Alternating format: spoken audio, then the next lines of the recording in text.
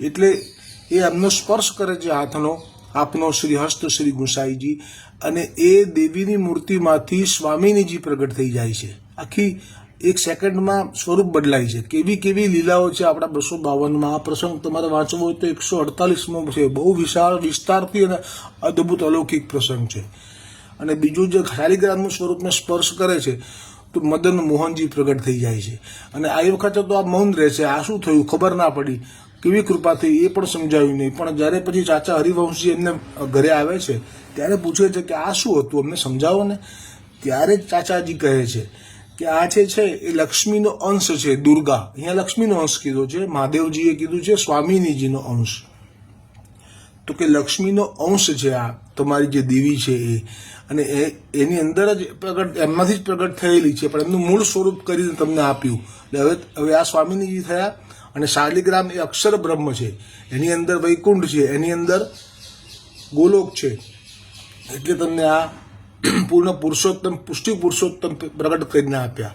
આ પ્રસંગ સાથે આજે જે વાર્તાનો પ્રસંગ છે આજે ભલે અધૂરો રહ્યો, પણ મૂળ પ્રસંગ આજ લેવો હતો. આ કુળદેવીનો પ્રસંગ પણ જરૂર વાંચજો.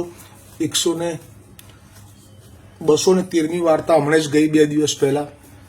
એમાં પણ કુળદેવીની જીત કરી, ઘરે લાવ્યા. નહીં, પહેલા તો ઘરે આવી માન કર્યું. હવે આટલું વૈભવ મને એમ પણ કીધું શેઠાણીએ કે તમે વૈષ્ણવો તો આવા આવા જ રહેવાના. કુળદેવી બધું ધન આપે, કોઈ દિવસ ઠાકોરજી ના આપે. આવું મનમાં નાખી દીધું. અને પછી જે સ્થિતિ થઈ કે આવ્યા ઘરે, માન કર્યું, અને પેલા વૈષ્ણવ કે શું થયું તો કે દેવીના માટે દેવી પણ આપી દીધી હમણાં બાજુવાળાએ. તો ભાઈ કુળદેવીની આરાધના ન કરો કે કરો, હવે આ સમાધાન થઈ ગયું કે પુષ્ટિ માર્ગના જીવો તો સ્વામિનીજીને પોતાના ગુરુ કર્યા છે મહાપ્રભુજી સ્વરૂપે. હવે એમને કયા ભયની જરૂર હતી. પેલો દરવાજો ઉતારી લીધો દેવીના મંદિરનો, તો એ દેવીના મંદિરમાંથી દરવાજો ઉતાર્યા છતાંય દેવી કશું કરી ના શકી. અને એમનો જ પૂજારી બ્રાહ્મણ એનું અનુકરણ કરવા ગયો તો ચોંટી ગયો દરવાજે. એટલે જાગતી જ્યોત છે એ પણ સાચી વાત છે, પણ વૈષ્ણવોને કોઈ લેવા દેવા નહીં. અધૂરો રહેલો પ્રસંગ આવતીકાલે. શ્રી ગોવર્ધનના